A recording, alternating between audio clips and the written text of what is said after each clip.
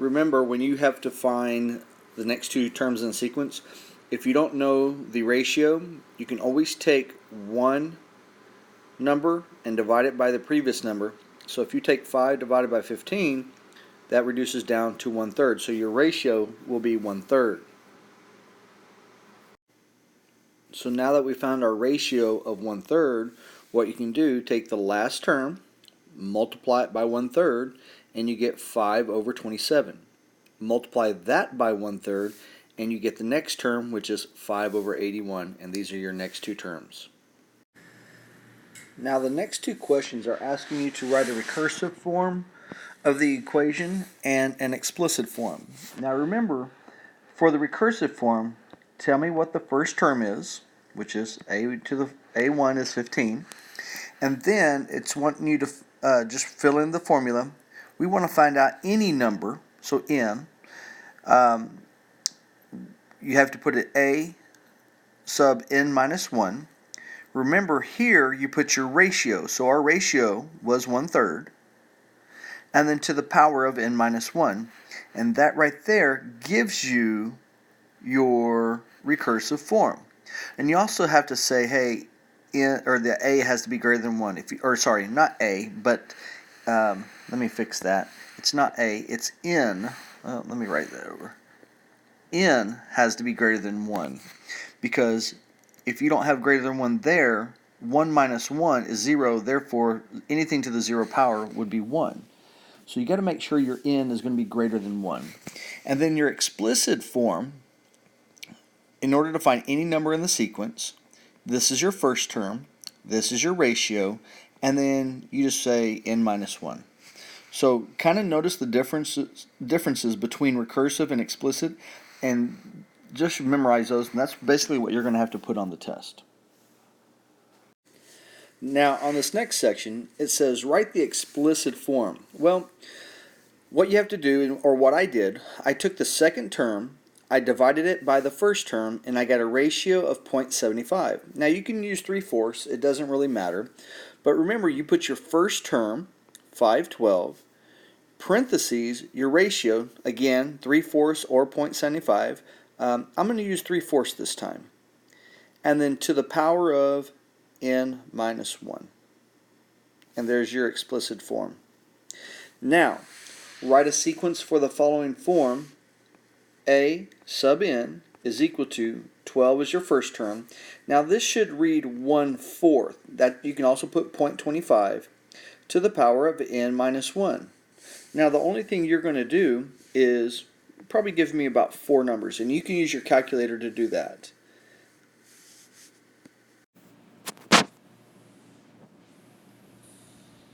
Alright, one of the things you can do is, since we're working on question number 5, I went ahead and put the equation in the calculator. So 12 is my first term times the ratio of 1/4, and I put to the 0 power. Now the reason I put to the 0 power, if you look at the equation says n minus 1. So if I put in 1 minus 1 for the first term, I get 1 minus 1, which is 0, which 1/4 to the 0 power is 1, times 12 will be 12. So what you're going to see here is when I plug in 0, I get 12. So let me show you. I'm going to go back up here, and I'm going to go to this power, and I can just put 1 minus 1. That first n right there represents the n. So same thing's going to happen. There's my 12. Well, now, when n is 2, let me go ahead and delete that and put n as 2, I get 3. So my first two terms are 12 and 3. Well, if I go back up here, I'm going to figure out another one. So I'm going to change this to a 3. So I get 0.75 or 3/4. And then finally do it one more time. You put a 4 in here. So for the fourth term, 3/16. And those are your 4 numbers in the sequence that I want you to get. Now, as you can see, you watched in the video, I created my next 4 terms in the sequence, and that's what it said to do, write a sequence. Now, on number 6, what you want to do is you want to graph this equation, y equals 4 to the x power. Well, If you don't have a calculator available, what you can do is, I just chose some numbers, typical numbers, -2, -1, 0, 1, 2, and 3. Well, if I plug in the -2, I get 4 to the negative power. Now, we've talked about this. This means that you have to give me the reciprocal, which is 1 over 4 squared, because you have to make that positive. Well, 1 over 4 squared is 1 over 16, so 1/16. Then, if you do 4 to the -1 power, that gives you 4 equals 1 over 4 to the first power, which is just 1/4. All right, so basically this is 1/16, which is really small, and then 1/4, which is 0.25. Now anything to the 0 power is just 1. And then we're going to come back up here, so 4 to the first power would be 4. 4 to the second power would be 16. And that's already off my chart, so I don't even have to do the number 3. But if you were to graph these points, all right, so if I were to do 2 to the -2 to the 1/16, -2 to the 1/16 is going to be really small, about right there. -1 to the 1/4 is a little bit higher, not too much. You can estimate it. And then here's your y-intercept. So at 0, 1. 1 to the 4, 1, 2, 3, 4, so there's 1/4. And of course 2/16 is going to be way up here somewhere. Don't know where it's going to be, but I know it's going to be way up there. So now what I can do is I just carefully connect these as best you can and give arrows at the tips, and there's your graph. And I did that all without a calculator, so you should be able to, if you have a calculator, that should be no problem. Now, on problem number 7, I did the same thing as problem number 6. I basically chose these numbers, -2, -1, 0, 1, 2, and 3, and I used my calculator. Now, when I put this in the calculator, notice my answer came out to 1 over 125. Now, that's a really small number, and that's what I put right here. The next number, when I put it to the -1 power, I got 1 over 25, and that's my second number. And then anything to the 0 power is 1. So remember, right here, this turns out to be 1. So 0.2 times 1 is actually 1/5 if you change it to a fraction. And then I went ahead and used my calculator for the rest of them. When you go to the first power, y is going to be 1. When you take this to the second power, y is going to be 5. So I'm going to go ahead and plot those. So at -2, it's going to be really small, like almost on the line. And then same thing with the next one, -1. And then when you get to 0, 1/5, 1/5 is really small, so it's just barely off the line.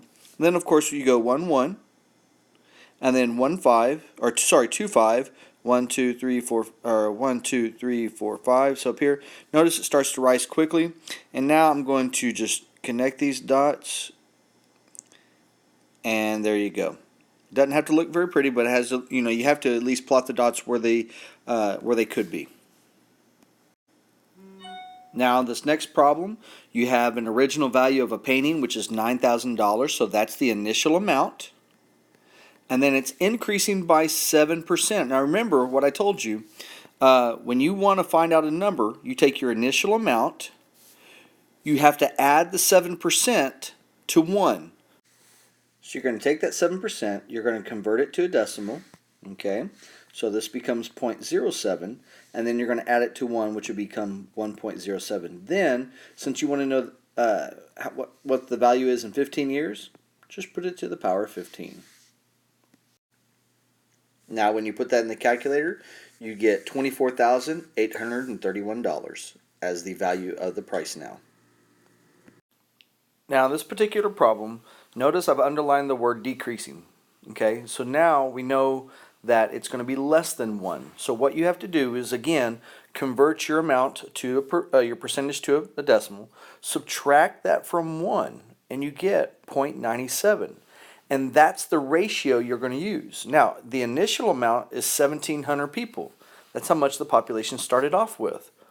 So what we're going to do is, since I want to know how many are in so many years, we're going to start off with 1,700 people.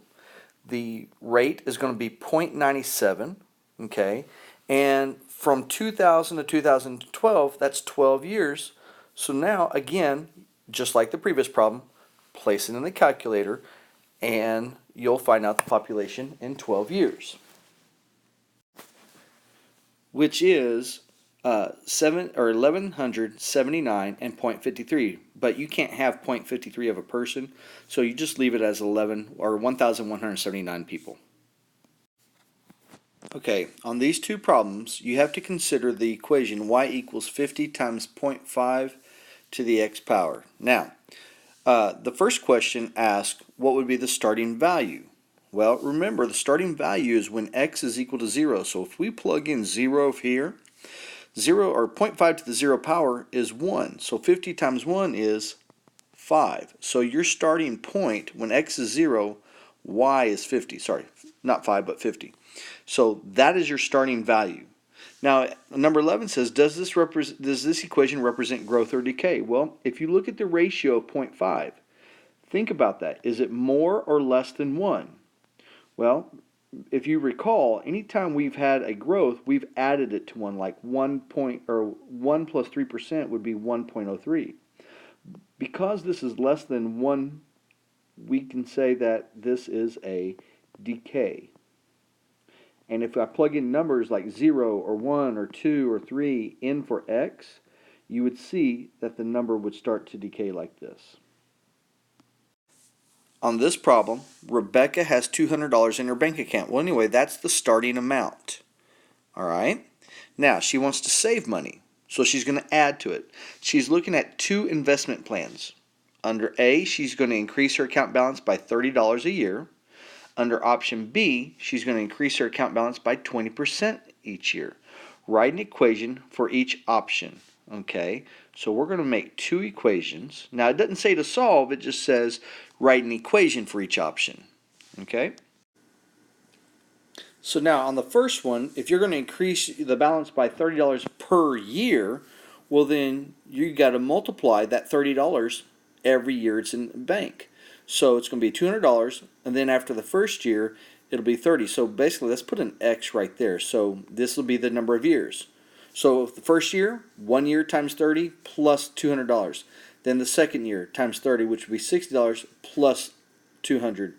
So basically, that gives you, your X and your Y. So if you 0 would be 200.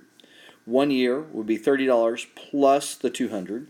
Second year would be 260. Now, on the other one, if you're going to increase it by 20% each year, well, that means you're going to multiply it by 1.20.